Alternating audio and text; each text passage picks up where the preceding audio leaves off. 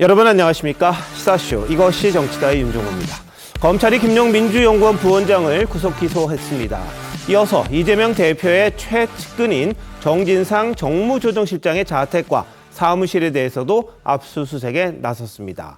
국회 본관하고요, 또 민주당사에 있는 사무실까지 압수수색을 한 겁니다. 자, 이재명 대표 본격적인 수사를 향해 가는 게 아니냐, 이런 이야기가 나오고 있는 상황이기도 합니다. 한편 문재인 전 대통령이 키우던 풍산개를 반환하겠다고 말했고요. 이를 즉각 경북대 수의과대학 부설동물병원으로 일단 보냈는데, 이 풍산개 2마리의 동영상 저희가 단독으로 입수했습니다. 그래서 이 부분 또 알려드릴 텐데요. 일단 전문가들과 함께 이재명 대표를 향한 검찰 수사부터 짚어보도록 하겠습니다. 어서 오십시오.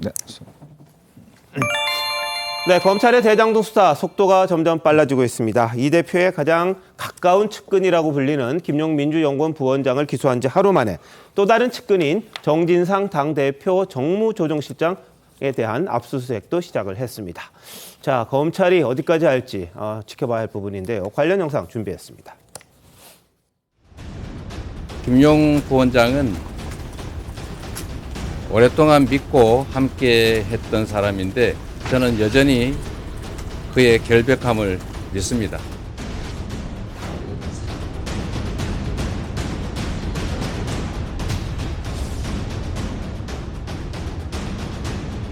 이분은 측근이라고 말씀하신 적 있으시죠? 아, 그럼요.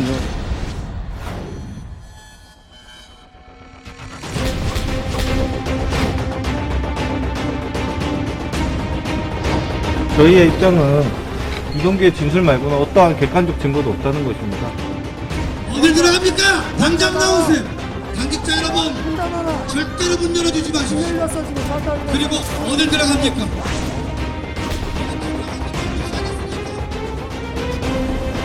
명백하게 검찰의 과잉 수사다. 그리고 정치 탄압이다. 국민과 함께 싸워나가겠다.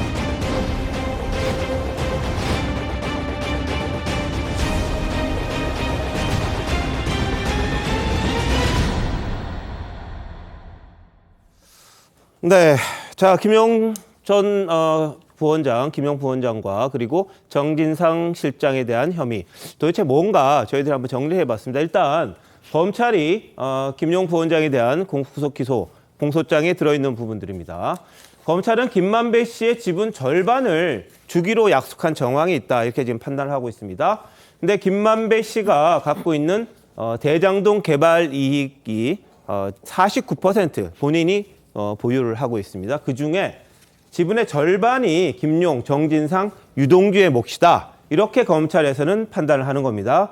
그러니까 49%의 절반 정도가 한 700억 원이라고 그러는데, 이 700억 원 중에 사업비로 부담한 부분을 뺀 나머지 428억 원 정도가 이 세 사람에게 나눠줘야 할 그럴 몫이다, 이렇게 검찰에서는 보고 있는 겁니다. 자, 그럼 이 돈들이 어떤 형식으로 지금 갔느냐, 이건 또 선거자금과 관련된 부분이 있죠. 검찰 공소장에 보면요, 김용, 정진상, 유동규에게 428억 원을 지급하겠다 약속을 김만배가 했다는 겁니다. 그런 상황에서 이 김용 부원장이 대선 후보 경선을 앞두고 유동규 씨를 통해서 김만배 씨에게 자금 요청을 합니다. 그런데 김만배 씨는 직접 주질 않았어요. 이런저런 이유를 들어서. 그랬더니 다시 김용 부원장이 유동규 씨를 통해서 남욱 변호사에게 대선 경선 자금을 요청했다, 이게 검찰의 시각입니다. 이어서 남욱 변호사는 4차례에 걸쳐서 8억 4,700만 원을 전달했다는 게 검찰의 공소장에 들어있는 부분입니다. 자, 이어서요, 이재명 대표를 공소장에 여러 차례 적시를 했다고 합니다. 일부 언론에서는 최소 10차례, 많게는 50번이 넘게끔 이재명 대표의 이름이 나온다, 이런 보도가 있습니다만, 공소장에는 이재명 대표를 범행의 동기이자 배경이라고 기재를 했다고 합니다. 그리고 김용 부원장이 지난해 2월 광주 등, 그러니까 대선 후보 경선이죠. 지역 경선을 하기 전에 광주를 돌고 있는데 이 돈이 필요하다, 그래서 요청을 받았다, 이게 바로 유동규 씨의 진술이라는 검찰의 이 공소장 부분입니다. 자, 이런 상황에서요, 자, 이재명 대표에 대해서는 또 정치 자금 범행 모의 과정에서 나온 말이기 때문에 그리고 또 김용, 유동규, 정진상은 뭐 형제처럼 지내는 관계였다. 이래서 이재명 대표를 향한 검찰의 후속 수사도 이어질 걸로 이렇게 예상이 됩니다. 자, 윤정희 의원 어떻게 보셨습니까? 어제 사실은 김용 부원장에 대한 기소가 되고 난 다음에 바로 오늘 전격적으로 이제 지금 수사에 들어가는 거 아니겠습니까? 조금 전에 앵커께서 설명해 주셨지만 그 바로 공소장 내용에 428억 원이라는 이 금액이 적시가 돼 있습니다. 네네. 자, 그렇다 보니까 그동안 그 정진상 씨는 성남 FC 사건 관련해서 일부 이제 압수수색도 받고 네. 수사를 받고 있는 상황이었어요. 예. 그런데 이 대장동 자금, 이 대선 자금 관련해서는 이번에 처음으로 압수수색을 받은 겁니다. 그래서 지금 이제 자택에 대한 압수수색과 함께 본인이 근무했다고 하는 이제 당 대표실, 네. 그다음에 이제 국회에 있는 본청의 대표실, 예. 이곳에 이제 근무를 이 압수수색을 했는데 지금 아마 대충 마무리가 됐을 겁니다. 예. 제가 볼 때는 아마 김용 정진상 씨 같은 경우는 저희 취재 기자들한테 물어보니까 기자들도 찾을 수가 없대요. 어디서 예. 하는지. 그래서 추정은 아마 두 쪽에서는 근무를 안 했고 의원회관 쪽에 아마 있을 가능성이 있다. 이재명 대표의 예. 회관 쪽에.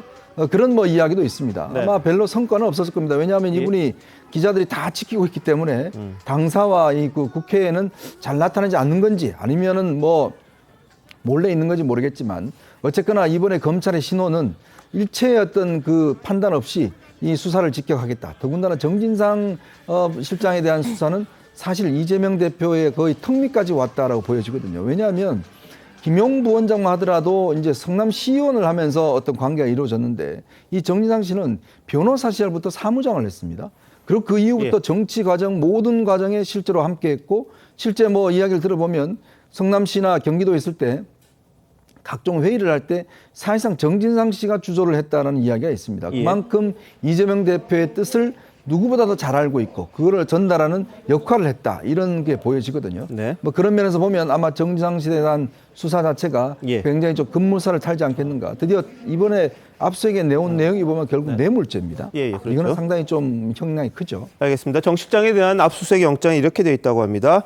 1억 4천만 원의 뒷돈을 받은 혐의가 있다. 특가법상 뇌물 및 부패 방지법 위반 혐의가 적시돼 있다. 이런 내용이 나오고 있습니다. 그러니까 시점도 있고요. 전체 액수도 나오는 그런 상황을 압수수색 영장에서 검찰은 주장을 하고 있다. 이런 이야기입니다. 자, 복경 의원님. 지난번에 이 김용 부원장에 대한 압수수색. 그러니까 근본 민주 당사가 아니었어요. 이 민주연구원에 대한 압수수색이었는데 그때도 당에서 굉장히 막았었잖아요. 근데 오늘은 뭐 합의가 됐던 모양입니다. 뭐 몇 시간 만에 들어갔고 또 압수수색도 이제 끝났다 그러거든요. 뭐 좀 차이가 있는 겁니까? 어떻습니까? 그 민주연구원이라고 하지만 민주당사의 맨 꼭대기층에 있기 때문에 결국은 민주당사에 대한 압수수색이다라고 반발을 했던 것이고 지금까지 그런 전례가 없었기 때문에 결국은 이게 그 정당 민주주의를 탄압하는 것 아니냐 이렇게 이제 저희가 주장을 했던 것이고요. 이번 같은 경우는 당사의 당대표 비서실에 정진상 씨가 근무를 한 적이 없기 때문에 그것에 대해서 사실 확인만 해준 겁니다. 네. 아무런 테이블도 예, 예. 없고 그렇다라고 해서 이 부분에 대해서는 저희가 고민을 하다가 네. 결국은 여기에는 근무하지 않는다라는 확인을 해준 거기 때문에 네, 네. 압수수색이 안 된 거나 마찬가지죠. 알겠습니다. 예. 예. 자, 그럼 지난번 민주당사에 들어가려고 했던, 그러니까 민주연구원에 들어가려고 했던 검찰을 막아섰던 모습이 있었죠. 자, 당시에 어떤 일이 있었는지 김용 부원장에 대한 압수수색 모습 한번 보시겠습니다.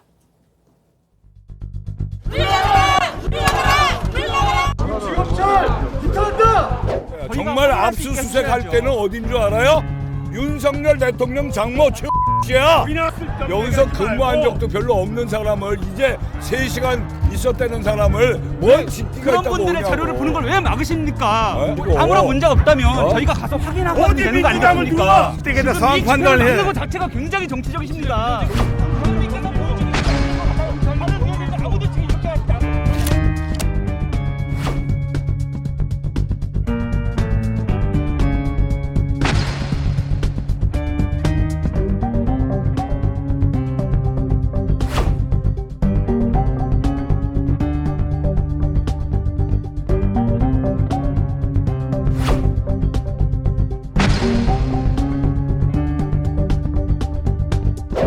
출근하는 직원들 틈에 끼어서 기습적으로 검찰의 압수수색은 정치적 쇼입니다.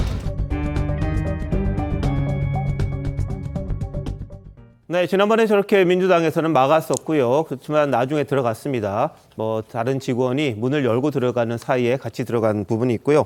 오늘은 검찰과 민주당 측에서 이 협의를 한 끝에 그냥 들어갔어요. 들어가서 한 4시간 정도 압수수색하고 나왔다고 합니다. 근데 뭐 자료 같은 건 없었던 걸로 보여요. 뭐 실제로 근무를 안 했다고 하는 부분이 있으니까요. 자, 근데 이재명 대표는 측근 정 실장에 대한 검찰 강제 수사에 별다른 입장을 밝히진 않았습니다. 대신 민주당 내부에서는 검찰에 대한 강한 비판이 있었는데요. 한번 들어보시죠. 지금 민주 당사 이어서 국회 안까지 이제 들어오겠다고 하는데 한 말씀 부탁드립니다. 검찰 행태 좀 정치 탄압이라고 보시면 돼요. 어제 김용보험장으로 기소하고 바로 다음 날도 압수수색 들어온 건데 이에 대해서 입장은 좀 없으실까요? 해당까지 지금 압박이 들어오고 있는데 이게 한 말씀을 부탁드립니다. 지금 검찰이 피의 사실 공개에 대해서 어떻게 생각하시나요? 정진상 실장은 그간 그 검찰 수사에 성실하게 협조를 해왔습니다. 또 한 가지 정진상 실장은 지금 민주당 그 부층 당사에 당대표 부속실이 있지만 별도의 사무실이 없고 또 실제로 그곳에서 근무한 적도 없습니다. 이태원 참사에 대한 국민적 시선을 돌리려고 하는 국면 조랑용 이런 정치쇼다. 네. 자, 뭐 이재명 대표는 별다른 말은 안 했습니다. 하지만 이 김용 부원장에 대해서 결백하다고 이야기한 적이 있었습니다. 뭐 비슷한 입장이겠죠. 정진상 실장은 더 측근이라고 달리 이야기하니까요. 반면에 이제 유동규 전 본부장 같은 경우에는 이 김 부원장에 대해서 폭로를 이어갔었죠. 그 당시 모습 한번 보시죠.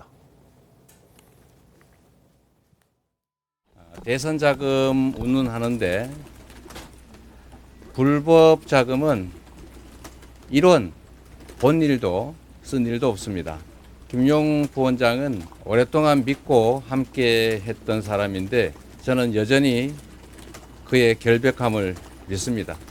김 부원장의 금전 거래를 그럼 사실이 아니라고 보시는 겁니까? 김용 부원장에게 이제 자금 넘길 때 이게 대선 자금으로 쓰일 거라는 걸 좀 알고 계셨을까요? 경선 자금을 알고 있습니다. 민주당에서 김용이 돈 받은 게 맞으면 그 상자가 본부장님한테 나올 리가 있느냐 이렇게 얘기하는데 저는 전달받은 상자입니다. 네. 자, 저렇게 이제 엇갈리는 이야기들이 오갑니다. 이재명 대표는 뭐 믿는다 그랬지만 유동규 전 본부장 계속해서 폭로를 하는 그런 상황입니다. 남욱 변호사도 이제 좀 있으면 구속 만기가 됩니다. 또 입이 열릴지 어쩔지 거기에 대해서 관심이 모이는데 정미경 의원님 어떻게 보십니까? 그 이제 증거를 진짜 찾기 위한 압수수색을 하려면요. 지난 그 문재인 정권 검찰에서 했어야 됩니다. 네. 그 당시에 이제 대선 후보로 나오기 전후로 사실 이 대장동 사건이 문제가 될 거라는 건 본인들이 다 알았기 때문에요. 그때 하지 않았으니까 사실 지금에 와서 압수수색하는 게 증거를 확보하기 위한 압수수색이냐라는 측면에서 보면 사실은 찾아낼 그 증거가 없을 거예요. 왜냐하면 거의 다 증거 인멸을 해버렸을 테니까요. 그래서 제가 볼 때 지금의 그러면 검찰은 그걸 다 알고 있음에도 불구하고 왜 압수수색을 하는가에 대한 대답은 이렇습니다. 네. 증거를 인멸한 사람들, 그다음에 증거를 없애는 사람들의 입장에서 볼 때는 없애는 거지만요. 그 검찰의 입장에서 보면은 그 흔적이 남습니다. 증거 인멸 흔적을 찾기 위한 압수수색을 지금 검찰이 하고 있다고 지금 보여지거든요. 그렇기 때문에 지금 뭐 소용없는데 왜 압수수색하냐. 소용없겠죠. 다 없앴으니까. 그렇지만 그 흔적을 찾기 위해서 지금 하는 거라고 보여지고요. 제가 볼 때는 지금 김용 씨에 대한 그 공소장 내용을 보니까 일단 확인된 거부터 먼저 한 걸로 보여지고요. 지금 정진상 씨에 대한 이 압수수색은 기본적으로 확인된 그 이제 뇌물로 건네간 돈 1억 4천만 원만 건네갔겠습니까? 돈이 더 많을 수도 있는 거죠.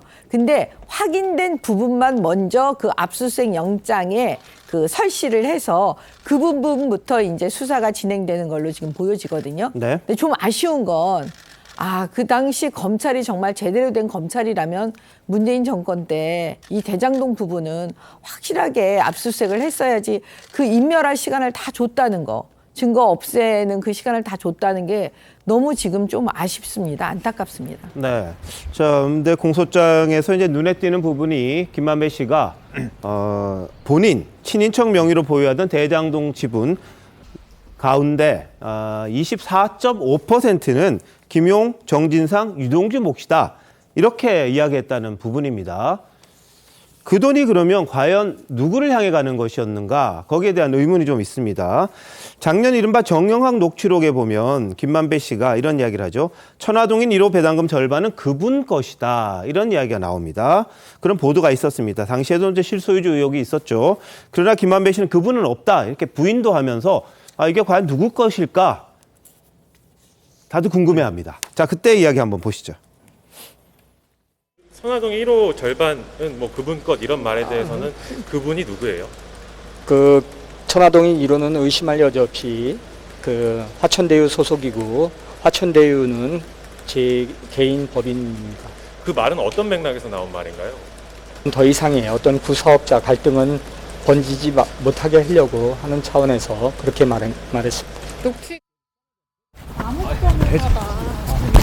안에서 그분을 유동규 본부장이라고 했다는데 그런 얘기가 나왔습니다. 그분이 누구신지에 대해서 어느 정도 얘기를 조금만 좀 해주시면 안 될까요? 아니 그분은 없어요. 그분이 없다는 게 무슨 말씀이세요? 아니 그분은 제 건데 왜 그거는 천화동에 와는 제 거라고 그분은. 네. 자, 정영학 녹취록과 김만배 씨의 주장은 좀 다르죠. 근데 검찰에서는 이 본인 지분의 24.5%가 그분 것이다. 이 뭐 3명의 것이지만 실제로는 뭐 누군가 다른 사람의 것이다. 이런 식의 이 주장이 검찰에서는 하는 그런 모습입니다. 자, 장유비 변호사 어떻게 보세요, 이 부분은? 저는 이 일련의 수사 과정을 좀 잘 헤아릴 필요가 있다라는 생각이 듭니다. 일단 기본적으로 김용 씨에 대해서 공소장에 적시된 혐의는요, 정치자금법 위반입니다. 그것과 관련해서 받았다는 돈으로 특정된 금액은 8억 4,700만 원이라는 겁니다. 몇 회별로 나눠서 수령을 했다라는 건데 여기서 이재명의 대선 자금으로 쓰였다라는 사실 관계보다 훨씬 중요한 건 이재명이라는 이름이 많게는 56번, 뭐 적게는 한 10몇 번 등장했다라고 언론의 보도가 갈리긴 하지만 공모관계를 입증하지 못했다라는 겁니다. 그렇다면 이 부분과 관련해서 어떻게 공소유지가 될 것인지, 그리고 정치자금법이라면 이 정치자금으로 흘러간 돈의 내역을 공소장에 기재하면 됩니다. 지금 400억이 넘는 돈이 공소장에 기재된 건 검찰로서는 이 대장동 수사를 원점에서부터 사실상 다시 들여다보겠다는 겁니다. 제가 법원에 출입하는 기자에게 들은 얘기, 이것도 뭐 일방의 의견일 수는 있지만 대장동 재판을 계속 챙기러 들어가 봤더니 공소유지가 과연 될까라는 생각이 들었다는 겁니다. 물론 해당 기자의 의견일 수 있지만 뭐 적절한 비유인지 모르겠지만 조국 전 장관 같은 경우에는 많은 기자들이 이게 공소유지가 될까 했는데 재판정에 들어갔을 때 많은 증거가 현출된 걸 확인했다는 겁니다. 대장동 재판 딱 그것에 반대라고 느꼈다는 겁니다. 그렇다면 공소유지도 어렵고 배임이라는 게 사실 코에 걸면 코걸이, 귀에 걸면 귀걸이인 성격도 있습니다. 그래서 폐지의 입법론도 논의가 되는 부분이 있습니다. 그래서 그 공소유지가 어려운 국면 속에서 다시 원점으로 들어가서 이런 국면 전환을 시도한다라는 의혹도 제기되는 부분이 있는 것 같습니다. 예, 자, 뭐 정유미 변호사 이야기는 이제 뭐 개인적인 의견이죠. 네, 이 부분이 그렇습니다. 검찰이 얼마만큼의 증거를 가지고 있고 또 뭐 가장 지금 봐야 될 부분은 이재명 대표와의 연관성일 겁니다. 그 부분에 대한 고리가 있느냐 없느냐 이런 부분을 검찰에서는 지금 찾아보려고 할 텐데 그 부분은 어떻게 되는지 모르겠어요. 다만 김용이나 정진상 이 분들에게 뭔가 이 대장동 이른바 1단계로 하는 사람들이 돈을 건네줬던 그런 내용들에 대해서는 지금 뭐랄까 진술은 일치하는 부분이 있기 때문에 그걸 검찰에서 얼마나 입증할 수 있느냐 그런 부분이 좀 남아 있는 것 같습니다. 자, 김용 부원장 측에서는 당장 강하게 반발하고 있죠. 소설 불과하다, 창작 소설 절필시키겠다, 뭐 이런 이야기를 합니다. 그런데 이 김용 부원장 쪽의 입장에 대해서 유동규 전 본부장은 한때 형제라고 했었는데 참 배신감 많이 느꼈다. 그러면서 이 구속 만기가 되고 나온 이후 그리고 그 전에 본인의 입장들을 하나씩 이렇게 털어놓은 그런 상황이 있었죠. 한번 보시죠. 흔적 같은 거 다 지워지는 게 아니니까 그분이 했던 것들이 이제 흔적이나 이런 것들이 다 남아 있으니까 그건 지울 수가 없을 거예요. 제가 좀 뭐 배신감일 수도 있는데 제가 좀 착각했다는 생각이 많이 들었습니다. 여기는 참 뭐 비정하달까 그런 세상이구나라는 걸 좀 알게 됐고. 누구에 대한 착각이었나요? 형제들이라고 불렸던 이제 그런 사람들의 어떤 생각이나 내용들이 저는 순수한 면이 있었다고 생각을 했고, 원래 이제 좀 어려울 때 진면목을 본다고 하잖아요. 네. 자, 저렇게 이제 배신감, 이런 이야기 좀 했었어요. 장희찬 이사장 어떻게 보십니까? 근데 지금 사실 검찰이 유동규 전 본부장의 진술을 토대로 구속도 하고 뭐 여러 가지 기소도 하고 있습니다만 그 단계에서 유동규 전 본부장 혼자만 진술을 하는 것이 아니라 정민용 변호사나 남욱 변호사의 진술도 유동규 전 본부장의 진술과 상당 부분 일치하기 때문에 진술 신빙성에 무게를 두고 있는 것 같고요. 이런 뇌물이나 정치 자금 사건에서 받았다고 지목된 사람들은 끝까지 마지막까지 자기는 받은 적 없다 모른다고 하죠. 네. 하지만 김용 부원장이 정말 떳떳하다면 검찰의 이 같은 조사에 대해서 무조건 묵비권을 행사하는 이유가 무엇일까 좀 고개가 갸웃겨려지게 되는 대목이고요. 네. 조국 전 장관이 모든 재판과 모든 조사에서 뭐 이거는 말하지 않겠다, 대답하지 않겠다, 진술 거부권 행사했던 것도 좀 오버랩이 되기도 하는데 네. 뭐 여러 가지 돈을 받은 박스가 나왔다, 전달한 박스가 나왔다. 이거에 대해서 또 민주당 일각에서는 그게 어떻게 증거냐, 말이 되느냐고 하는데요. 저는 국정농단 사건이 떠올랐어요. 그때 국정원 특활비가 뭐 전해졌다라는 제목으로 국고 손실대 등이 적용됐는데 그 당시에도 재판에서 돈을 전달한 골프백에 실제 그 액수만큼의 돈이 들어가는가 이 검찰이 시뮬레이션을 해보고 실제 그 액수와 일치하니까 이게 핵심적인 증거 진술 신빙성으로 채택이 되었던 전례가 있거든요. 네네. 그러니까 지금 검찰이 내세우고 있는 전례들이 이 증거들이 결코 전례가 없이 동떨어진 것이 아니라 이전 재판에서도 충분히 인정을 받았던 유형의 것들이기 때문에 무조건 대답 안 한다. 묵비권이다, 소설 쓴다 이렇게 일관하는 게 김용 부원장이나 이 이재명 대표의 측근들 입장에서 도움이 되는 방어 전략 같지는 않습니다. 예. 자, 뭐 이재명 대표는 오후에 기자들이 나오는 이 대표를 붙잡고 이제 여러 가지 물어봤어요. 정 실장에 대한 건 결국 대표님에 대한 건데 뭐 어떠냐 이런저런 걸 물어봤는데 한마디 대답 없고 그냥 뭐랄까요, 흐흐흐흐 이 정도로만 하고 나갔다고 합니다. 뭐 지금 뭐 무슨 말을 하겠습니까만은 이 대표 입장에서는 굉장히 좀 뭐라 그럴까요, 이 사방에서 이른바 사법 리스크에 대한 부분. 뭐 검찰의 공세 이런 것도 이겨내야 될 텐데 이현정 의원, 네. 검찰 수사가 어디까지 갈 것 같으세요, 진짜? 제가 최근 듣기로 뭐 이원석 검찰총장이 검사들한테 전혀 정치적 고려하지 말고 원칙대로만 수사해라 뭐 이런 지시를 내렸다고 그래요. 그러니까 정치 일정이나 이런 거에 전혀 개의치 말라는 이야기를 했다는 것인데요. 그만큼 검찰의 의지는 뭐 확고한 것 같습니다. 좀 전에 장윤 변호사님이 이제 그 재판 그 이야기를 하셨는데 이게 사실은 전 정부 검찰에서 했던 수사 내용이거든요. 이제 그게 상당히 부실했다는 겁니다. 당시에는 이 돈의 주인을 이동규 씨로 봤습니다. 이제 그렇게 기소를 했는데 결국 지금 어제 김용 공소장을 보면 김만배 씨도 이제 서서히 입을 열기 시작했다는 그런 흔적이 나오고요. 이미 남욱, 유동규 이 두 분도 마찬가지로 이제 지금 진술을 하고 있는 상황 아니겠습니까? 이제 그렇다면 저는 뭐 이 사건은 사실은 이재명 대표 측에서 보면 이제 시작일 뿐이다라는 측면이 있어요. 왜냐하면 사실 이 대장동 문제뿐만 아니라 지금 현재 수원지검에서 하고 있는 성남FC 변호사비 대납 관련된 쌍방울 수사 이런 것들이 이제 켜켜이 지금 계속 대기를 하고 있기 때문에 이것 자체를 어떤 면에서 보면 현재까지는 이재명 대표가 직접적으로 대선 자금을 받았다 이런 건 없습니다. 이게 이제 세 명이서 어떤 면에서 보면 좀 저수지를 만들었다 이렇게 이제 표현되어지는데요. 즉 대선 자금 저수지를 만들어 놓고 그것을 어떤 면에서 보면 수시로 쓸 수 있도록 그렇게 이제 마련하기 위해서 썼다라는 어느 정도의 그런 이제 시나리오가 가능할 텐데 이제 그것 자체로는 아직까지 이재명 대표의 직접적인 혐의는 없을 겁니다. 그렇지만 이제 앞으로 진행되고 있는 성남FC라든지 변호사비 대납 문제는 상당히 이재명 대표가 어떤 면에서 보면 직접적으로 관계되는 측면이 있기 때문에 뭐 지금이 이제 곧 시작이 아닌가 저는 그렇게 보고 있습니다. 복 의원님은 어때요? 이 대표 입장이 어떨 것 같으세요? 답답하겠죠. 그리고 가장 신임하는 자기 참모가 뇌물 혐의로 어쨌거나 수사를 받게 되는 것이니까 결국 이재명 대표의 도덕성까지도 이제 문제가 되는 것 아니냐 이렇게 이제 걱정을 할 텐데 이거에 대해서 이재명 대표가 어떻게 뭐 말을 할 수가 있겠습니까? 그저 떳떳하기를 사실이 아니기를 뭐 바라고 기대하는 수밖에 없을 것 같은데 저는 그렇습니다. 이게 대선 자금 수사다라고 하면 과거에 노무현 대통령 시절에 당선자 측과 낙선한 측을 동시에 수사했던 이런 기억을 우리 국민들은 하고 있을 거예요. 그때 당시에 뭐 저 이회창 후보의 그 관계자들이 뭐 휴게소에서 차떼기를 했다. 뭐 이런 것들 기억을 할 텐데 그때 양쪽 다 동시에 공정하게 수사를 했어요. 이번에도 대선 자금, 경선 자금이다라고 한다면 이것을 당선자든 낙선자든 함께 공정하게 수사하는 모습을 보이면 우리 국민들이 공정하게 수사되는구나라고 이해하고 납득할 것이라고 생각해요. 그리고 대장동과 관련해서도 대장동과 관련된 그 50억 클럽 어딘가 없어졌습니다.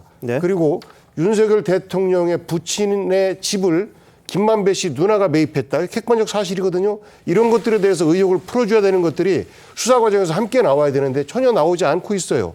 그 장모와 관련된 것도 마찬가지입니다. 그래서 저는 지금 이러한 수사가 국민들의 어떤 의혹과 오해를 불식시키려면 공정하게 양쪽 다 함께 진행되어야 된다라고 말씀을 좀 드리고 싶습니다.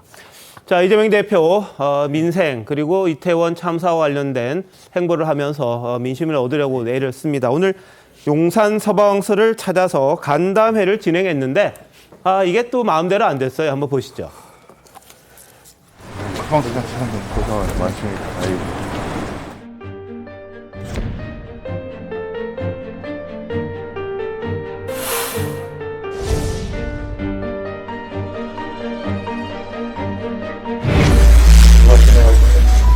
이제 의원님께서 다 참석하신 것 같으니까 이제 진행하겠습니다.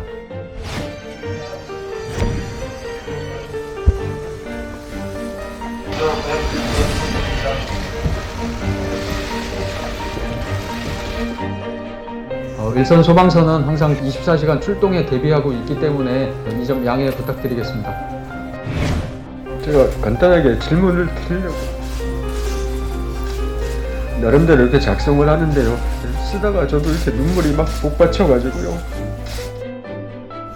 여러분들이 겪고 있을 트라우마나 상처 거기에 대해서 책임을 부당한 책임까지 뒤집어 쓸 수 있다는 그 불안감과 그 억울함 많이 공감합니다. 전쟁이 졌을 때 전쟁의 진 원인은 지휘관의 책임이 가장 큰 것이지 일선에서 열심히 싸웠던 병사들의 책임이 아닙니다. 네, 자 이재명 대표가 이 간담회를 하는 과정에 역시 소방서가 긴급 상황이 많습니다. 그러다 보니까 간담회에 참석했던 대원들이 급히 빠져나가는 게 한 2번 있었다고 합니다. 물론 간담회 취지는 공감하는 부분이 있는데 이렇다 보니까 좀 뭐랄까 좀 당황스러운 상황도 있었는데 소방서에 있는 대원들에게 감히 누가 이 부분에 대해서 이태원 참사에 대해서 이 비판을 하겠습니까? 이분들은 정말 현장에서 걷는 것 없이 뛰어다녔다 이런 이야기를 하고 있습니다. 그만큼 한 명이라도 더 살리기 위해서 애를 썼던 분들입니다. 왜 그러면 이들이 이렇게 열심히 했는데도 살려내지 못했느냐. 그 부분에 대한 원인들을 우리가 찾고 대책을 마련해야 되는 게 이재명 대표도 해야 될 일이 아닌가 싶은데 이런 또 일이 좀 있었습니다. 뭐 다리에서 떨어진 사람 구조했고요. 그리고 또 이 교통사고 난 분들 구조하려고 소방대원들은 저렇게 또 간담회 도중입니다만 뛰쳐나갔습니다. 자, 다음 이슈 넘어갑니다. 자, 문재인 전 대통령 북한 김정은 국무위원장으로부터 선물 받았던 풍산개 어제 정부에 인도를 했습니다. 자, 저희 TV조선에서 현재 경북대병원 수의과대학 부설 동물병원에 있는 고미와 송강이의 영상을 단독 입수했습니다. 한번 보시죠. 네, 지금 송강이하고 고미가 나가는데요. 예, 지금 파란색 옷을 입은 의사분이 데리고 가는 게 바로 고미입니다. 고미. 암컷이고요. 마루랑 이 새끼를 낳은 고미고요.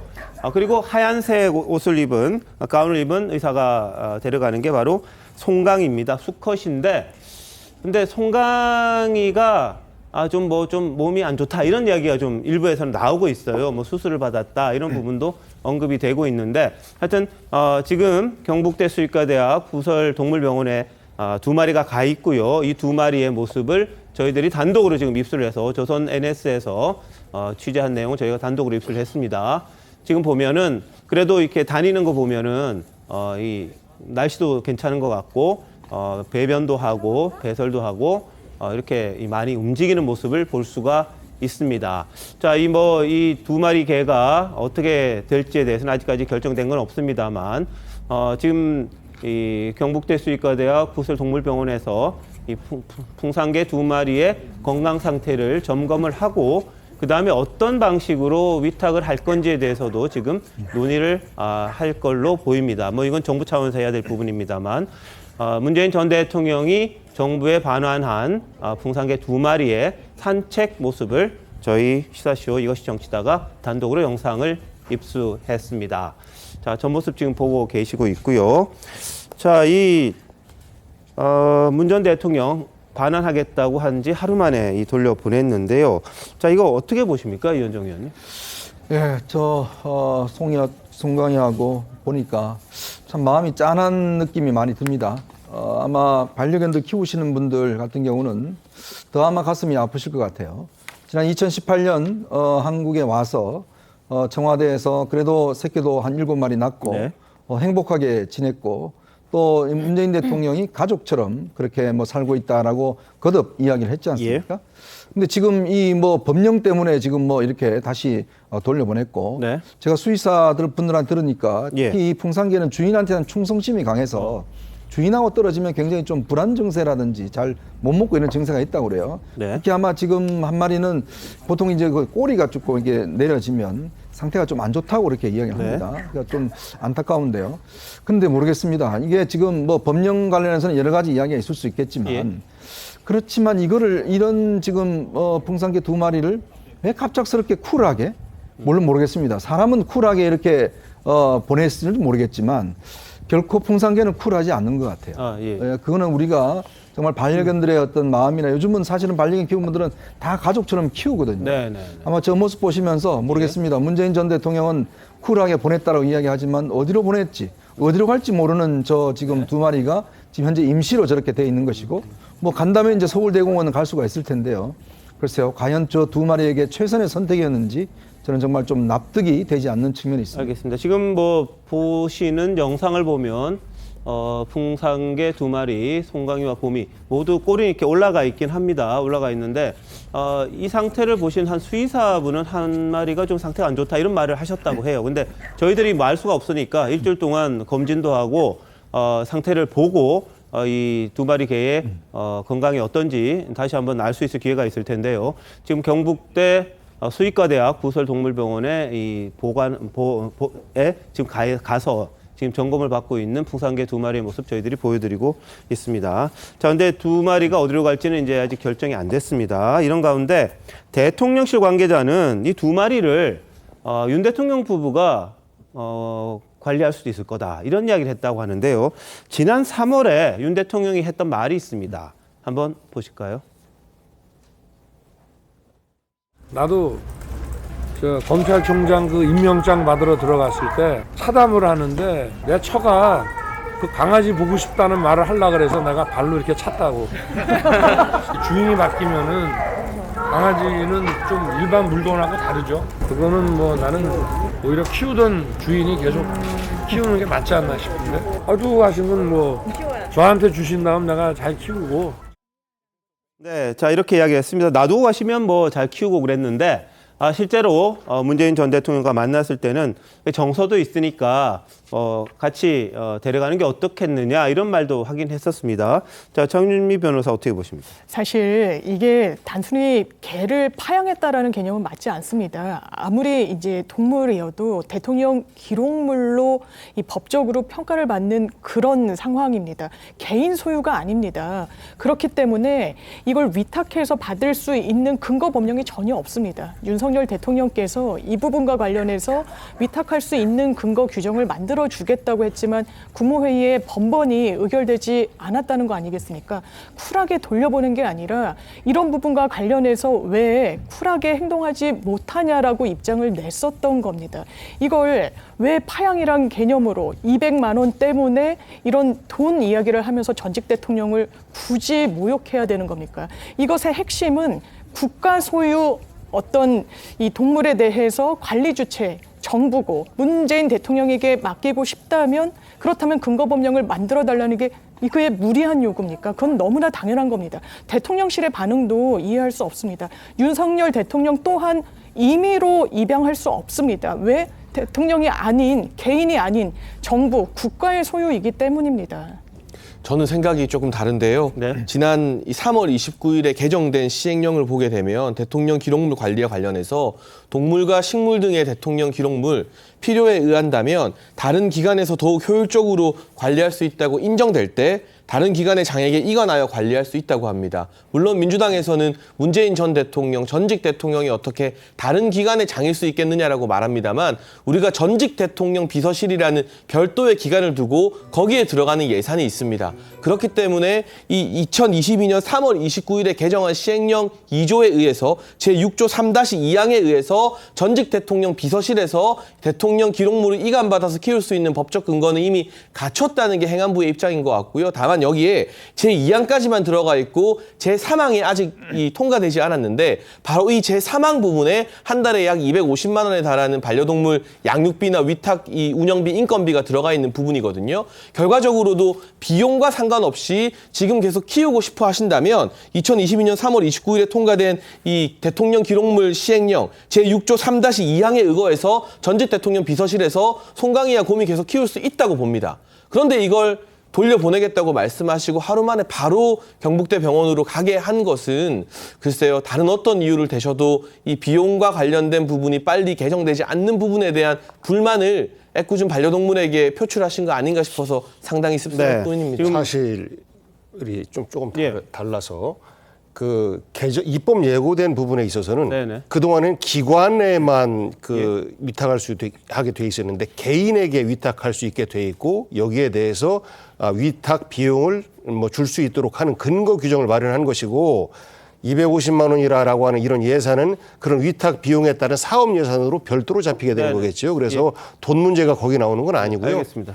근거 규정을 명확히 해달라라는 요구가 관철되지 않은 것, 이것이 문제입니다. 자, 그 부분에 대해서 이제 위탁 기관, 그러니까 대통령, 전직 대통령을 개인으로 볼 거냐, 기관으로 볼 거냐인데 지난번에 협약서 할 때는 수탁 기관이라고 해서 문재인 전 대통령 비서실 이렇게 또 했다고 합니다. 그래서 대통령에 대해서는 기관으로 볼 수도 있는 게 아니라 전직 대통령에 대해서는 그런 이야기도 있고요. 지금 잠시 전에 문재인 전 대통령이 SNS를 통해서 이번 풍산개 반환과 관련해서 자신의 입장을 이야기를 했습니다.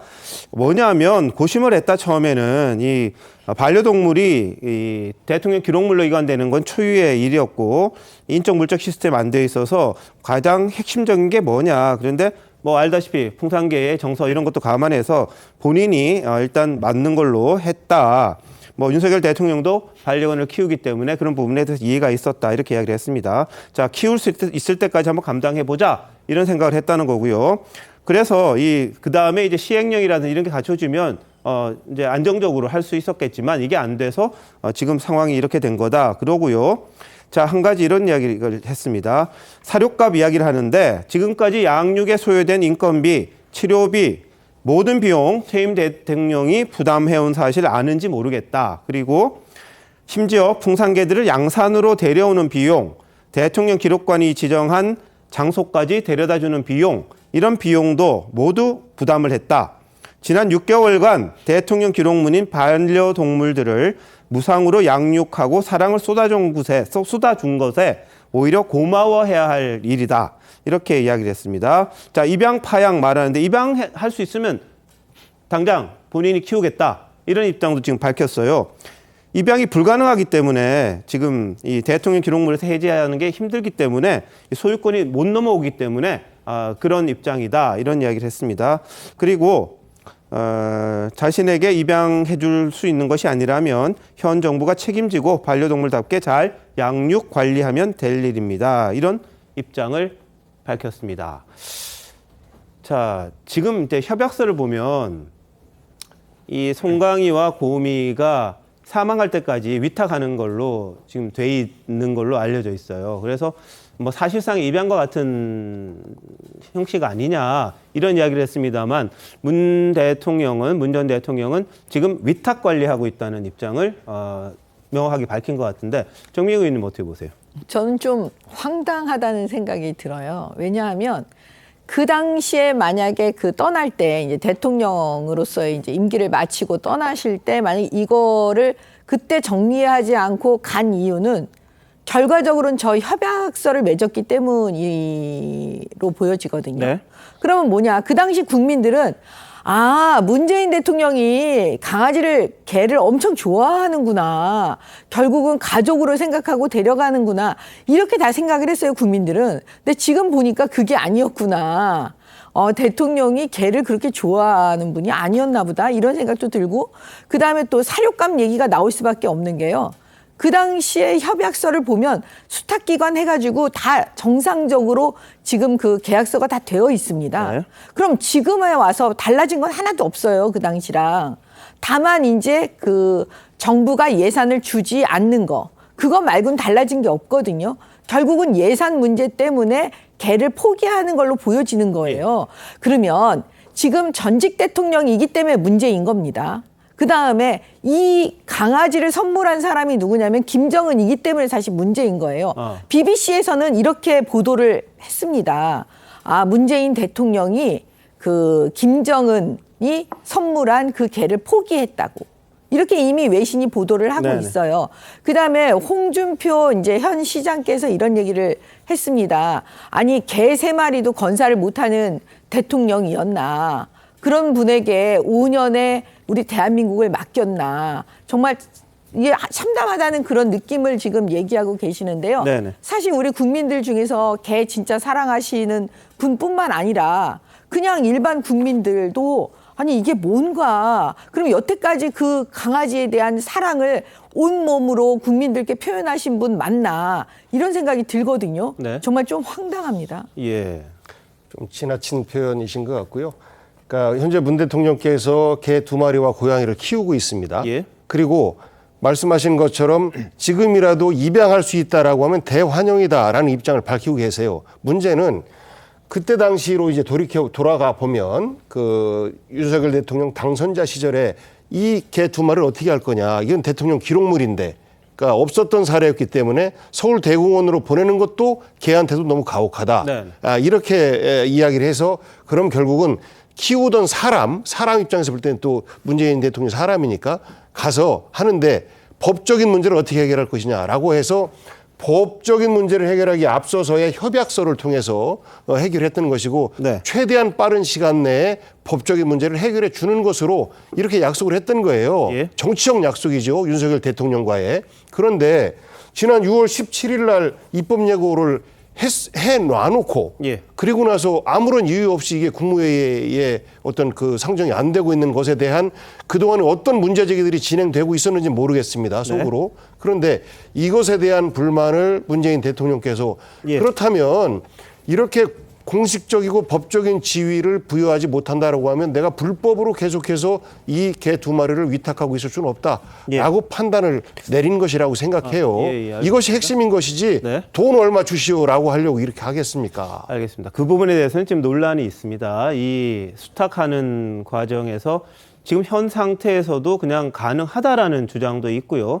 또 법제처에서도 지금 입장을 낸 게 뭐냐면 이게 뭐 돈 문제 이런 게 아니라 법률하고 이렇게 시행령하고 안 맞는 부분이 있고 그냥 시행령만 고쳤을 때 문제가 있기 때문에 보류가 돼서 한 거지 이게 뭐 반대했던 입장은 아니다. 예산안에 대해서는 일절 언급도 안 했다. 이런 반론을 지금 제기는 하고 있는 그런 상황이에요. 근데 지금 보니까 뭐 거기에 200한 몇만 원 들어가는 그런 부분들이 문제가 됐던 게 아니냐 이런 생각들을 하는 분들이 있어서 이게 지금 핵심적인 원인처럼 돼 있는 것도 사실이긴 합니다. 그러니까요. 지금 이게 법적으로 여전히 이제 논의가 진행 중이고 네. 또 이제 법률적인 어떤 정비를 해야 되는 그런 상황이지 않습니까? 자, 근데 이 문제는요. 일단 이 반려견 입장에서 한번 풍상의 입장에서 한번 생각해 보시죠. 예. 걔들이 뭘 알겠습니까? 이 법적인 문제는. 근데 갑자기 지금 뭐 쿨하게 어떤 면에서 딴 데 보내진 거 아니겠습니까? 네.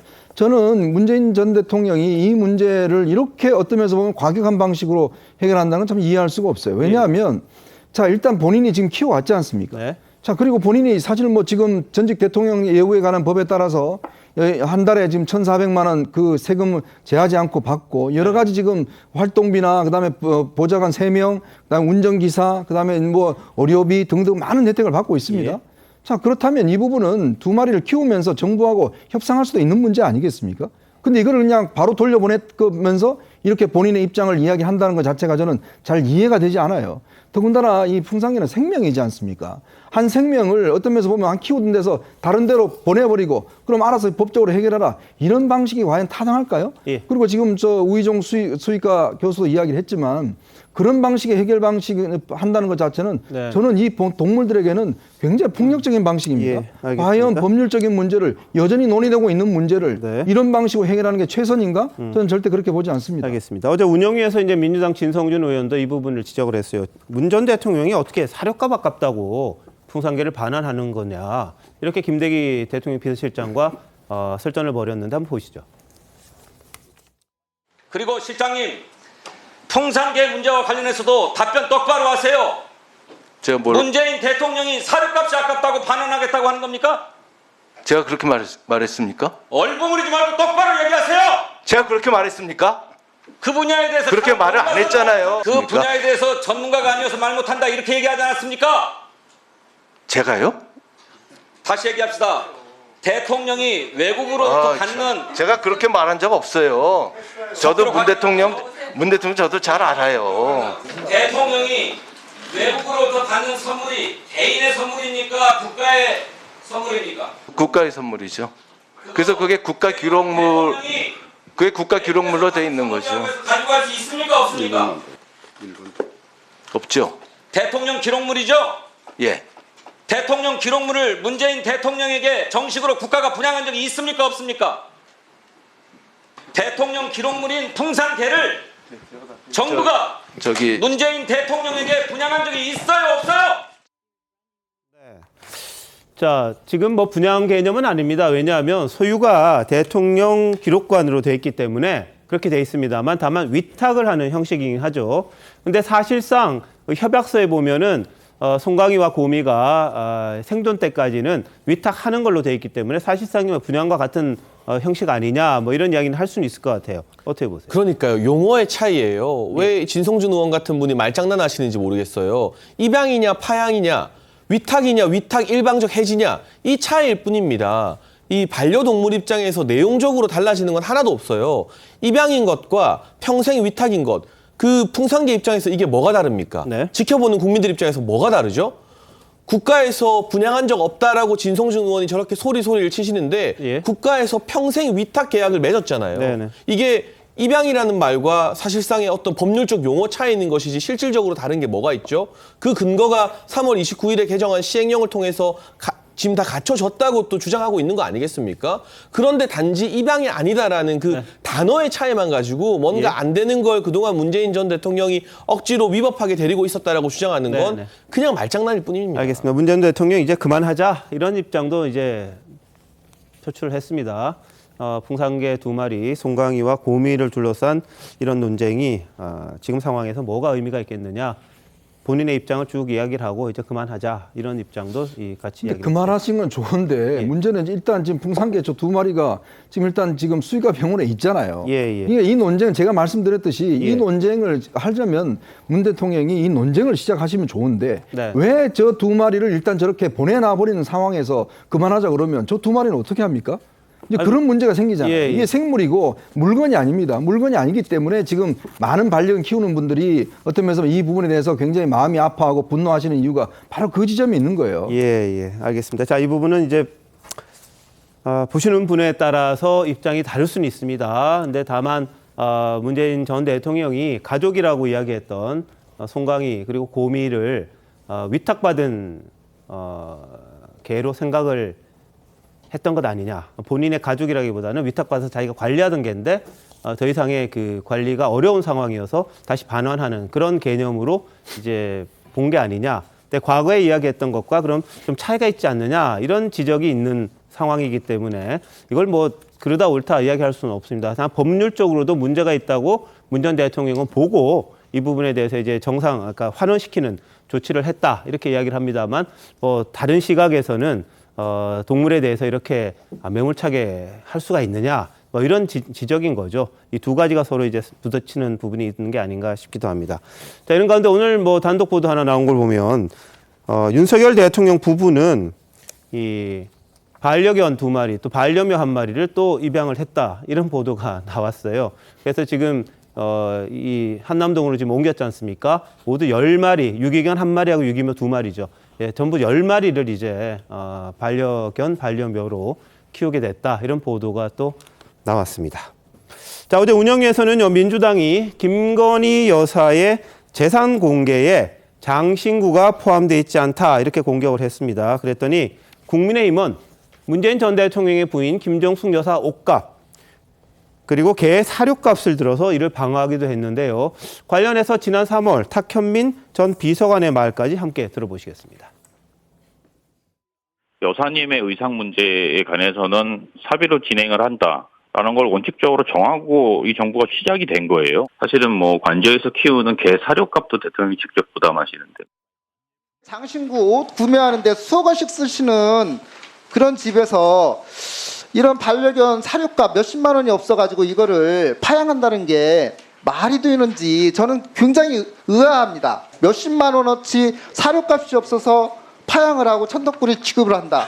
국가기록물관리법 시행령의 위탁 관리 규정에 플러스 뭐 필요한 비용 이제 그 법 개정이 그 부처 간에 협의가 되고 있는 걸로 알고 있습니다. 그래서 저희는 한 7월 달인가에 뭐 위탁 관리하고 그런 거는 큰 문제가 없는 걸로 그렇게 준 걸로 압니다. 그리고 이게 뭐 사료값인지 뭐 그런 거는 제가 여기서 뭐 말씀 드릴 성격도 아니고 제가 아는 분야도 아니고 예 그렇습니다. 자, 장신구 관련 공방은 또 이 전용기 의원과 윤재순 비서관 사이에서도 있었습니다. 한번 보시죠.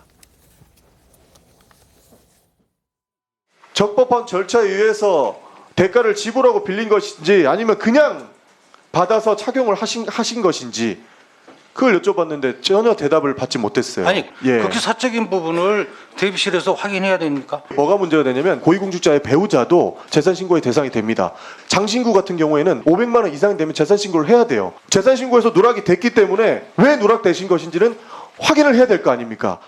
민주당의 내로남불은 어제 오늘의 얘기는 아닙니다만 부끄럽습니다. 제가 확인하기로는 문 전 대통령 정부 공직자윤리위원회 관보에 공개한 고위공직자 재산 등록 상황에 귀검속류 신고 항목은 전무합니다. 인터넷 커뮤니티 김정숙 패션 총정리라는 게시글에 따르면 장신구의 경우 한복 놀이개 51개, 스카프 머플러 33개, 목걸이 29개, 반지 21개, 브로치 29개, 팔찌 19개, 가방 25개 등 200여 가지가 넘는 것으로 파악됩니다. 네티즌의 추정에 따르면 진주 알값만 해도 3, 4억 원에 달한다는데 공직자 재산 등록의 보석류 등록 기준인 500만 원이 훌쩍 넘는 가격임에도 문 전 대통령의 재산 등록 상황에서는 찾아볼 수가 없습니다. 민주당의 논리대로라면 김정숙 여사가 자주 착용한 브랜드의 대3작 놀이개는 렌탈비는 350만 원 정도로 예상됩니다. 이 놀이개도 역시 렌탈한 건지 구매한 건지 청탁금지법 또는 뇌물죄가 적용되는지 그리고 비용을 특활비로 사용했는지 이 여부에 대해서도 먼저 밝혀야 되는 게 맞겠죠. 네, 자, 운영위에서는 대통령 부인의 장신구 옷 이런 부분을 둘러싸고 또 이렇게 또 공방이 벌어지기도 했습니다. 장 변호사 어떻게 보세요? 네, 이렇게 전 정부 탓하라면 계속 야당으로 남아 있었어야죠. 집권 세력으로서 묻는 겁니다. 김건희 여사가 공식 선상에서 몇 천만 원짜리 목걸이를 하고 나오셨습니다. 그런데 재산 공개, 고위공직자죠. 재산 공개됩니다. 500만 원만 넘어도 다른 국회의원들도 본인이 소유하고 있는 고가의 예물 등은 다 신고를 합니다. 그런데 그런 부분과 관련해서 누락돼 있습니다. 당연히 물을 수 있는 겁니다. 때마다 대여하였는지 본인 소유인지 본인 소유면 누락됐다는 거에 관련해서 또 문제가 될 수 있기 때문인데 이건 굉장히 간단하게 해결할 수 있는 문제입니다. 당사자에게 한 문장으로 질문만 던지면 됩니다. 네. 거기에 그런지 아닌지 당사자인 김건희 여사가 답변하면 됩니다. 신성 불가침 영역입니까? 왜 그런 부분에 대해서 확인이 안 됩니까? 그러면서 총무비서관이란 분이 하는 얘기가 사적인 영역이다? 아닙니다. 김건희 여사는 사적인 영역이 아니라 공적인 영역입니다. 네. 민주당이 당연히 물을 수 있다라고 얘기를 한다면 그 물을 수 있는 자격이 먼저 갖춰져야 되는 거죠. 본인들이 과거에 그 김정숙 여사의 여러 가지 옷값이라든지 뭐 장신구 그 문제가 되었던 거 그런 부분 영수증도 다 내놓고 좀 확인해 달라고 했을 때 어떻게 했습니까? 대통령 기록물에 들어가 있기 때문에 확인해 줄 수 없다고 얘기를 했어요. 그런 사람들이 지금 자기들 문제는 그렇게 처리해 놓고 왜 지금에 와서 김건희 여사에 대해서 그거 확인해 달라고 하는지 그 자격에 대해서 이제 얘기를 하니까 우리는 물어볼 수 있어요. 우리는 야당이니까 이렇게 말하면 안 되는 거죠. 그다음에 저는 이렇게 생각해요. 이미 김정숙 여사는 5년을 했어요. 이미 임기 배우자로서. 그러면은 그 확인해야 될 대상은 그만큼 더 많은 거예요. 근데 김건희 여사 지금 1년도 안 됐어요. 근데 그 한 가지 장신구 가지고 지금 민주당이 물고 늘어지는 걸 봤을 때 과연 국민들 입장에서 짜증 안 나겠습니까? 아니 어느 정도 좀 자격이 돼서 좀 물어봐야 그 질문답지 이렇게 하면은 결국은 그 정쟁으로 가는 거고 결과적으로 또 내로남불이구나 이렇게 생각할 수밖에 없습니다. 그 자격을 이야기하면요. 탄핵당한 대통령을 탄생시켰던 정당에서 어떻게 또 대선 후보에 사람을 내서 지금 대통령 당선되었는데 그 대통령 지금 국민들에게 많은 욕먹고 있지 않습니까? 이렇게 계속해서 악담으로 돌려줄 수밖에 없는 거예요. 그러니까 저는 그렇게 하지 마시고 지금 김건희 여사는 그 자연인이었을 때 갖고 있었던 그 뭐 최대 6천만 원부터 해서 최소 1,500만 원 이상의 그런 세 가지 보석이 있는 거 아니겠습니까? 그래서 그 중에 하나는 개인 것이고 두 개는 빌렸다라고 말씀하셨으니까 하나는 명확하게 재산 신고가 누락된 거예요. 네네. 이거에 대한 해명을 하시면 되는 건데 이거를 5년 전 그 전임 대통령의 부인까지 다 걸고 넘어지는 것 이것은 정말 옳지 못한 태도입니다. 아니 잠깐 탄핵시킨 문재인 정권 그렇게 해서 했으면 잘해야지 5년 동안 경제 다 망쳐놓고 그럼 왜 정권 교체 당했습니까? 그렇게 말씀하시면 안 돼요. 말씀을 그렇게 하시면 계속해서 이렇게 엇나갈 수밖에 없는 거예요. 불편한 이야기가 반복될 수밖에 없는 겁니다. 탄핵당한 당이 다음 대통령 선거에서는 이겼습니다. 그것도 민주당의 책임이 없다고 말할 수는 없는 부분이고요. 그리고 일단 집권을 했으면 거기에 걸맞게 과거와는 다른 모습 보여주는 것도 현재 집권당의 그 의무고 그런 거겠죠. 어떻게 보시느냐에 따라서 입장은 달라지겠습니다만 다만 특활비 관련해서 공개하라 그런 거에 대해서 지금 문재인 정부가 항고하면서 이 부분을 못 보게 대통령 기록물로 또 넘긴 부분도 있었잖아요. 그러니까 서로 간에 이걸 가지고 뭐라고 이야기할지 한번 봐야겠습니다. 대신에 투명하게 본인의 재산이라든지 그런 게 있다면 다 앞으로 공개하는 게 맞는 게 아니냐 이런 의견도 많습니다. 그게 정답이겠죠. 이걸 가지고 꼼수를 부린다든지 그럴 필요는 없지 않겠느냐 이런 생각도 좀 듭니다. 자기 돈으로 자기가 사서 쓰겠다는데 그걸 가지고 누가 뭐라 그러겠습니까? 다만 공직자가 됐을 때는 그 부분에 대해서 이제 알 권리는 국민들에게 있지 않느냐 이런 이야기도 있다는 거 한번 유념하셨으면 합니다. 자, 지금 국회 본청에요. 압수수색이 지금 진행 중이라는 보도가 지금 들어와 있습니다. 본청 대표실에 정진상 사무실 안으로 검사와 당직자가 들어갔다는 보도가 지금 있습니다. 근데 지금 실제로 진행이 되고 있는지 없는지는 안 상황을 저희들이 파악은 아직 할 수는 없습니다. 사람들은 들어갔고요. 검사와 당직자가 들어갔고 그중에서 이제 정진상 씨의 이 업무 공간이 있다면 그 부분에 대해서 지금 압수수색을 할 텐데 본청 내에 정진상 정무조정실장의 사무실까지는 검사가 들어가서 압수수색을 진행을 하고 있는 상황이라는 속보가 막 들어왔습니다. 자, 다음 이슈입니다. 민주당에서는요, 이태원 참사와 관련해 이 마약 범죄 단속하느라 막지 못했다 이런 주장을 합니다. 한동훈 장관은 저를 너무 과대평가하는 게 아니냐 이렇게 또 반박을 했는데 어제 예결위의 장면 한번 보실까요? 혹시 마약이 많이 지금 국내에 유포되고 있습니까? 야당 의원들도 그렇게 많이 지적하신 걸로 알고 있습니다. 북한에서 마약 혹시 제조 공장을 많이 돌리고 있습니까?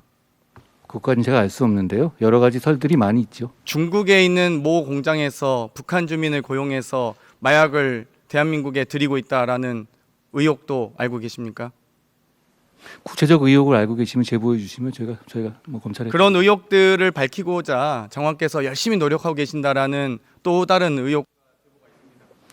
위원님 그게 의혹입니까? 만약 맞으면 범죄인데 수사해야 하는 거 아니겠습니까? 마약 수사보다 또 그 이상 중요한 게 국민과 시민의 생명과 안전이라고 생각합니다. 범죄를 찾기 위해서 시민을 위험으로 방치하거나 내몰아서도 안 된다고 생각합니다. 그건 동의하시죠? 위원님이 말씀한 취지를 이해를 못 하겠는데요. 그게 법무부 장관이 이태원에 대해서 뭐 마약 수사를 지시한 것도 아니고 어떤 이해관계인지 모르겠습니다. 발언하시고 나서 온 경찰이 마약 수사에 동원되는 듯한 인상을 많이 받고 있는. 저를 과대평가하시는 거고요.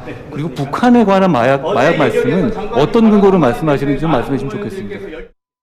예, 저 장경태 의원이 이제 북한 관련 마약 국내에서 이제 퍼지는 그런 게 있느냐 이렇게 이야기를 했고 이 부분에 대해서는 일종의 범죄 제보를 한 게 아니냐 이런 이야기가 또 일부에서 나옵니다. 지난번에 또 김의겸 의원이 암호화폐 관련해서 미국에서 무슨 보도됐던 거 그걸 또 인용했다가 좀 뭐랄까 엑스맨 된 거 아니냐 뭐 이런 이야기가 있었는데 장경태 의원인데 북한과 관련된 이야기를 했어요.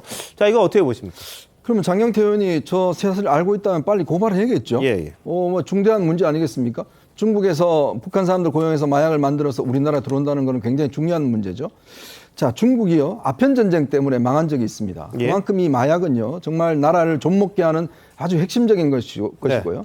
특히 최근에 마약 이 범죄가 급증을 했습니다. 특히 젊은 층 10대들, 20대들에게 마약이 엄청나게 지금 풀리고 있다는 것은 이미 다 보도를 보셔 아실 겁니다. 그런데 이 마약 수사에 대해서 민주당이 좀 불편하신가요? 저는 그걸 좀 묻고 싶어요. 왜 자꾸 마약 수사에 대해서 이게 문제가 있다고 이야기를 하죠? 아니, 마약 수사 당연히 해야 되는 거 아닙니까? 예. 전쟁을 해서라도 마약을 없애야 되는 거 아닙니까? 그런데 왜 민주당은 이걸 불편해하죠? 자꾸 마약 문제에 대해서 수사를 하는 게 의혹이라고 지금 장경태는 이야기하고 있습니다. 예. 마약 수사를 하는 거는 검찰과 경찰의 당연한 임무 아닌가요? 네. 그걸 왜 의혹이라고 이야기를 하죠? 예. 그러니까 지금 뭐 황운하 의원도 그렇고 다들 마약 수사하는 것 자체에 대해서 이게 뭔가 이 정부가 너무 과대하고 이건 무슨 계엄령이다, 무슨 뭐 공포 분위기 조성이다 이야기를 하는데 아니 마약 수사하는 게 공포 분위기 조성하는 겁니까? 아니 그게 불편하신 분들이 많으신 모양이죠. 저는 그 문제를 지적을 하고 싶어요. 그리고 더군다나 이 마약 수사 형사들하고요. 그다음에 이 경비를 하는 형사들하고는 전혀 다른 사람들입니다. 마약 수사 형사들은 기본적으로 이 어떤 면에서 보면 신분을 밝히지 않고 은밀하게 수사하는 이분들이에요. 네. 이분들 때문에 지금 그걸 참사를 못 막았다라는 그런 논리가 어떻게 성립합니까? 알겠습니다. 자, 황운하 의원이 오늘 또 이야기한 게 있어요. 국내 마약 적발 실태와 관련해서 5년 사이에 불과 5배 늘어난 수준이다. 마약과의 전쟁을 선포할 수준은 아니다. 이런 주장을 했습니다. 보시죠. 대통령이 나서서 마약과의 전쟁을 선포했거든요. 네. 현재 그런 우리 마약류 실태가 대통령이 나서서 마약과의 전쟁을 선포할 만큼 그렇게 심각한 상황이냐. 5년 사이에 불과 5배 늘어난 수준입니다. 이것을 가지고 대통령이 나서서 또 법무장관이 나서서 마약과의 전쟁 이렇게 얘기하는 것은 뭔가 의도가 불순해 보이는 겁니다. 5년 사이에 5배 증가가 그렇게 마약과의 전쟁을 선포할 수준은 아니죠. 불과 5년 사이에 5배, 불과 5배.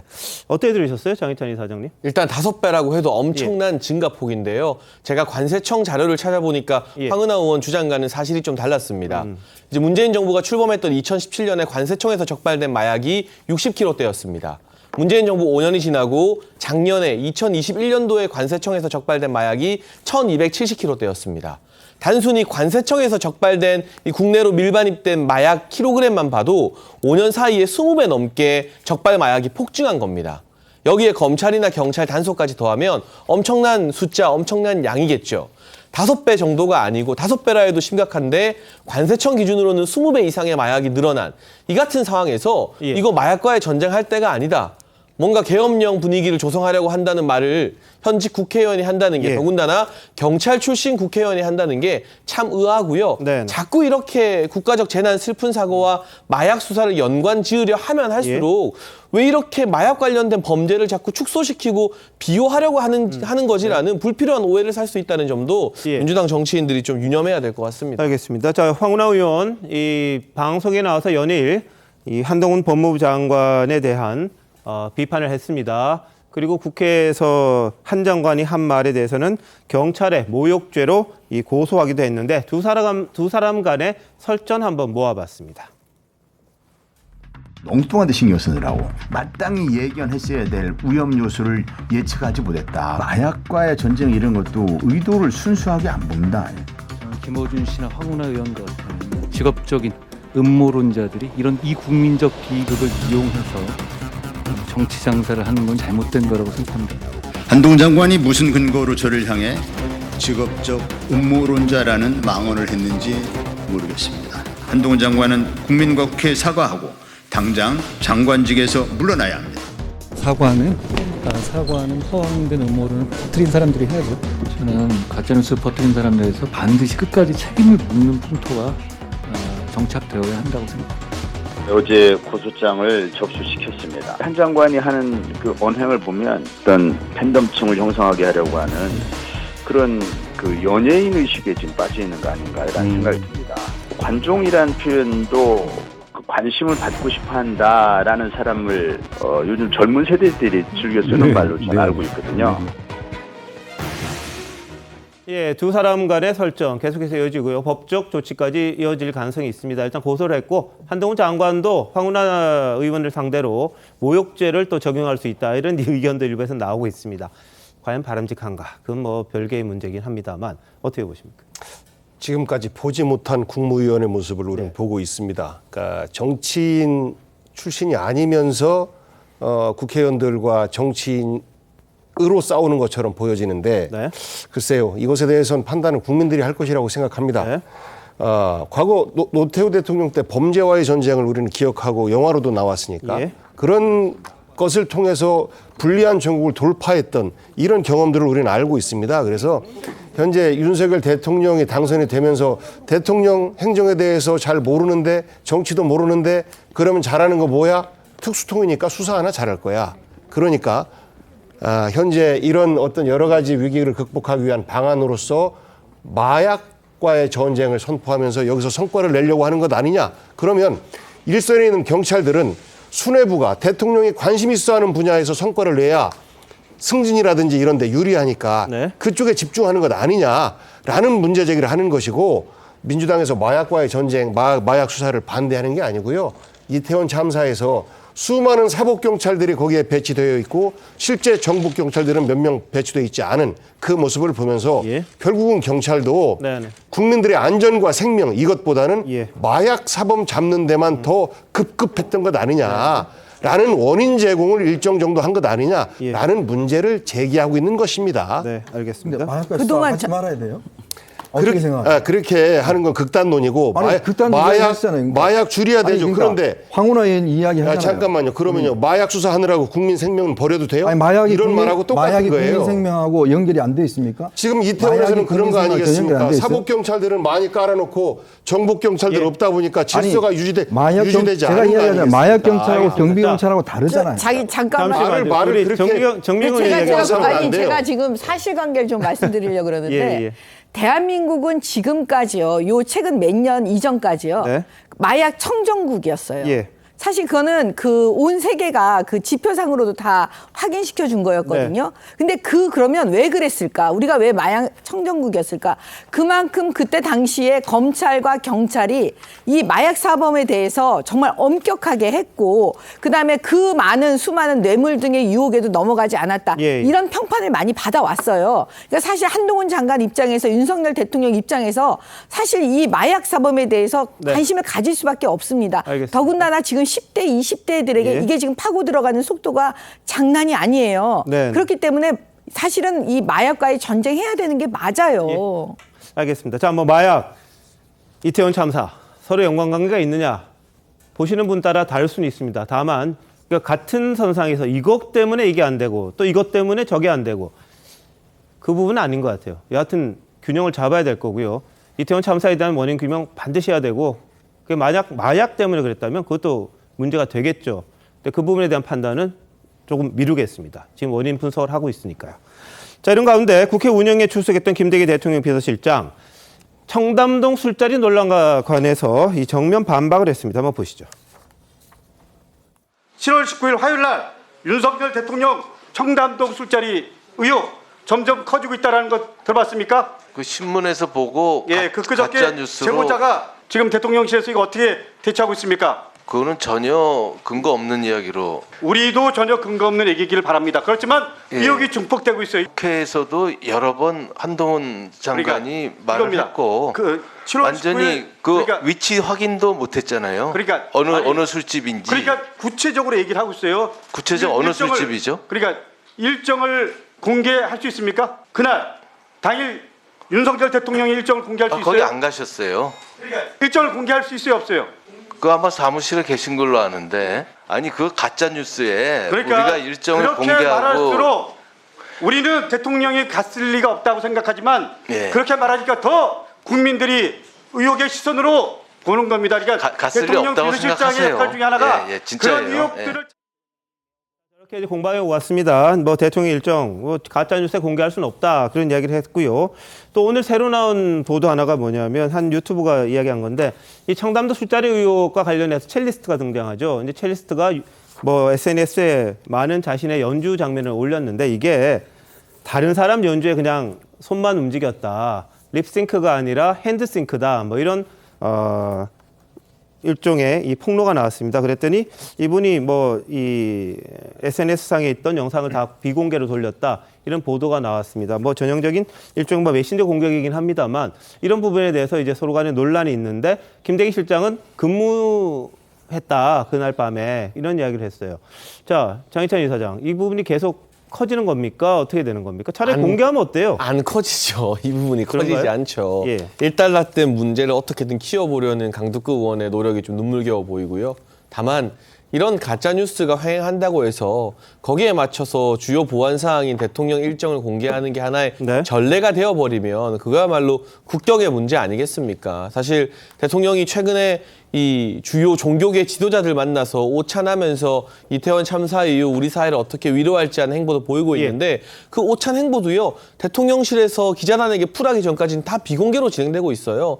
그런 어떤 중요한 대통령의 일정 보안 사항을 이런 말도 안 되는 정작 폭로한 측에서 술집이라는 그 장소조차 특정하지 못하는 마구잡이식 의혹 제기 때문에 공개하라는 건 말이 안 된다고 봅니다. 예, 대통령께 국민적인 의혹이 제기되는 건 전사가 있기 때문이죠. 대통령께서 이 사저에서 굉장히 가까운 위스키바에서 시민들과 사진까지 찍힌 바가 있었습니다. 그리고 그 술자리와 관련해서 저도 모르겠습니다. 있었는지 없었는지. 그런데 그 야심한 시각, 왜냐하면 새벽 3시에 이 첼리스트가 이 전 남자친구와 통화를 하지 않습니까? 굉장히 야밤에 있었던 것인데 사무실에 있었다? 저는 그 해명은 최소한 믿기 어렵습니다. 알겠습니다. 뭐 저희들이 몇 번 말씀드렸는데 밤 한 10시 50분쯤인가 사저로 들어가는 걸 그 당시 시위와 관련된 집회를 하던 분이 보고를 한 적은 있습니다. 그 이후에는 잘 모르겠어요. 근데 새벽에 나왔을까 싶긴 한데 모르겠습니다.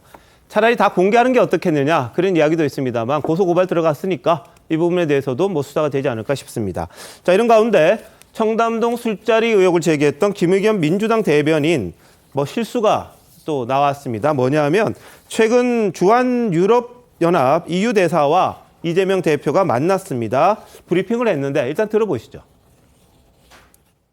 저 EU 대사가 북한이 도발 수위를 높여가고 있는데 현재 윤석열 정부에서는 대화 채널이 없어서 대응하는 데 한계가 있는 것 같다.